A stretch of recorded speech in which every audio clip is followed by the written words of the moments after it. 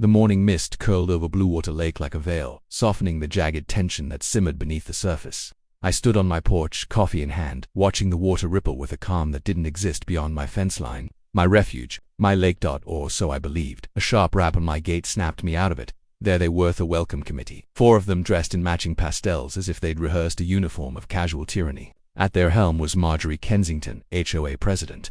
Her bobbed hair as precise as her clipped tone. "Mr. Brooks," she began, not as a greeting but as an accusation. "I'm Marjorie Kensington, president of the Lakeside Estates Homeowners Association.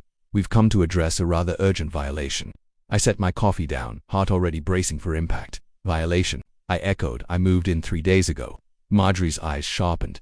"Precisely why we're here. You see, the trail at the end of your property leading down to the docks is not for personal use. It's HOA common ground. Lake access is exclusive to dues-paying members in good standing." Behind her, the committee nodded in unison, a gallery of silent judges. Their message was clear: outsider, interloper, trespasser. "That's odd," I said, feigning ignorance. "The property survey shows that trail as part of my lot." Marjorie's smile didn't reach her eyes. "You may own the house, Mr. Brooks, but the lake is a privilege, not a right. Refusal to comply with HOA guidelines will result in escalating fines and eventual legal action, if necessary." I took a moment, measuring the weight of their words against the irony they were oblivious to. These people had no idea, but they would. "Let me get this straight," I said, stepping down from the porch. "You're telling me I can't use the dock I walk to from my own backyard?" "Correct," Marjorie chirped.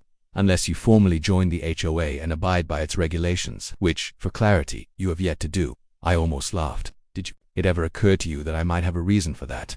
Her expression tightened. "Non-compliance isn't an option, Mr. Brooks. We are a community of order." I let the silence linger. Her squad shifted, emboldened by her bravado, but none of them looked me in the eye.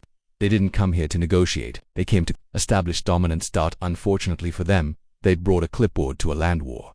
"Duly noted," I said coolly. "I'll be sure to review your policies." Her lips curved into a thin smile. "Victory presumed. See that you do. You'll be receiving formal notices by the end of the week." With that, they turned and retreated, satisfied with their morning conquest. I watched them parade back up the gravel, a pastel army oblivious to their misstep.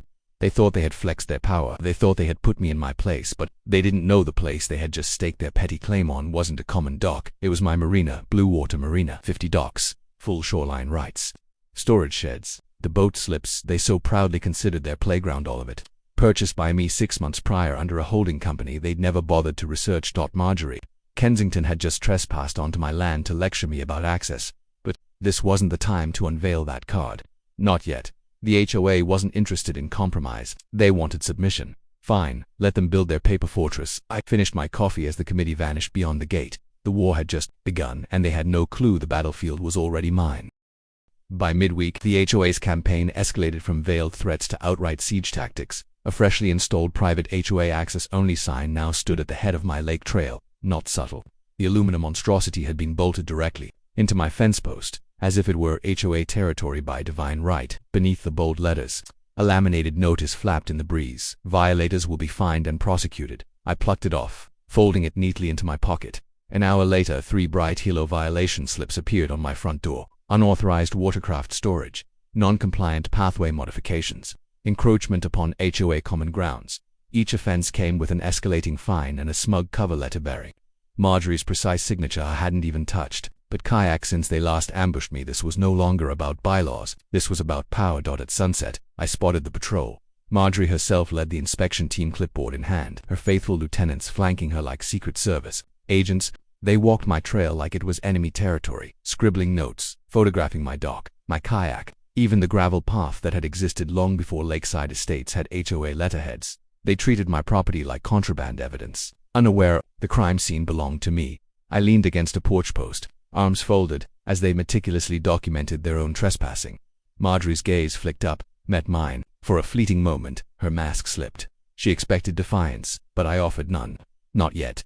What unnerved her wasn't resistance, it was my composure. She didn't understand why I wasn't panicking. "Mr. Brooks," she called out, forcing brightness into her tone. "You're accumulating quite the list of infractions. The HOA board will be discussing penalties next week. I suggest you attend." "I'll check my calendar," I said, my voice even. Behind her, one of the board members, a lanky man named Richard who always looked like he'd rather be golfing, glanced away, visibly uncomfortable. Not all of them were blind zealots. Some just didn't want to cross Marjorie. That was useful as the committee retreated, their clipboards now heavy with self-righteousness. I stepped back inside. On my kitchen table lay a thick manila deed to Blue Water Marina, legal descriptions, survey maps, and easements stretching back decades. Every trail, every dock, every inch of shoreline that Marjorie's HOA claimed as communal property was explicitly, legally mine. They hadn't done their homework, but I wasn't going to hand them that lesson in a tidy email. No, this demanded an audience. It needed to be seen. Their arrogance wasn't satisfied with paperwork victories. They craved spectacle. That's where they'd fall, as fate would have it. Their own egos provided the perfect stage. The HOA's Lakeview Gala, an annual pageant of excess where board members and favored residents paraded their yachts and pretended to be aristocrats, was scheduled for the coming weekend. Banners were already draped over marina posts. Invitations had been mailed with pomp and flourish. The irony was delicious. Marjorie was planning to host her crowning event on property she didn't own, assuming her paper crown made her queen. Timing couldn't have been more perfect. I wouldn't stop the event. I wouldn't protest or call the sheriff prematurely. No, let them gather. Let them bask in their manufactured authority. Then, when the entire neighborhood was watching, I'd pull the rug out from under their feet. I'd make sure the HOA's downfall was public, undeniable, and orchestrated with the precision of a dockmaster calling out orders. But first, I needed the right witnesses. That evening, I placed a few discreet phone calls. The local press had a soft spot for HOA power abuse stories. A community reporter from the Lakeside Chronicle agreed to swing by the gala. She'd been itching to cover a real scandal after months of writing puff pieces about HOA bake sales and landscaping awards.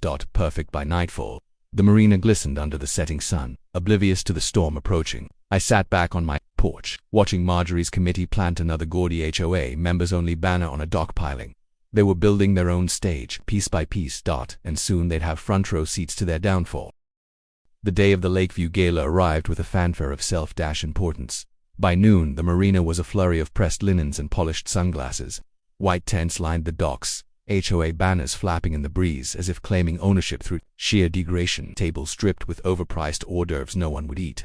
Lakeside Estates had transformed into a scene straight out of a luxury catalog, carefully curated, meticulously fake. That at the center of it all stood Marjorie Kensington, clipboard in hand, orchestrating the event like a maestro conducting an orchestra of sick. Her pearls gleamed, but not as brightly as her certainty that she ruled this domain. Mr. Brooks is not on the guest list, she was saying to a volunteer. If he approaches, kindly remind him this is a private HOA function. I arrived precisely 15 minutes before the opening speech. No suit, no tie, just worn boots, a ball cap, and a folder tucked under my arm, the only weapon I'd need. Heads turned as I stepped onto the main dock. Conversations faltered, replaced by a ripple of hushed speculation. Marjorie spotted me instantly, her lips curling into a smile meant to dismiss Mr. Brooks. She called out, her voice syrupy sweet but brittle. I must remind you, this is an exclusive HOA event. Kindly return to your property. I stopped a mere 3 feet from her. The crowd stilled, sensing something was about to unfold. I am on my property, I said, holding her gaze. A flicker of confusion danced across her face. Just enough. I'm sure you're aware, Marjorie, that hosting an event on private land without permission could be seen as trespassing, even criminal. She laughed, sharp and dismissive. Let's not be absurd. The marina is clearly HOA common ground. It's outlined in our community map. I opened the folder slowly, deliberately, as though unveiling an exhibit in a courtroom.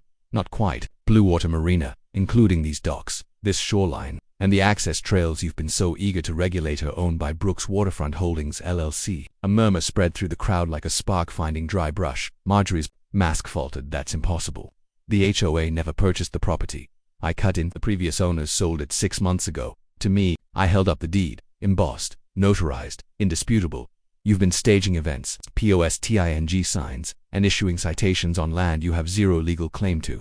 Her grip on the clipboard tightened, knuckles white. This is a misunderstanding, she sputtered. I'm sure we can resolve this civilly. Oh, we will, I said, voice calm but amplified for the watching crowd. Starting with every HOA banner, every members-only sign, and every unauthorized structure being removed immediately. Gasps, whispers, phones raised discreetly, recording what would soon become neighborhood legend. I've tolerated the violations, I continued, but hosting a paid HOA gala on my marina without lease or consent, that's not a policy infraction.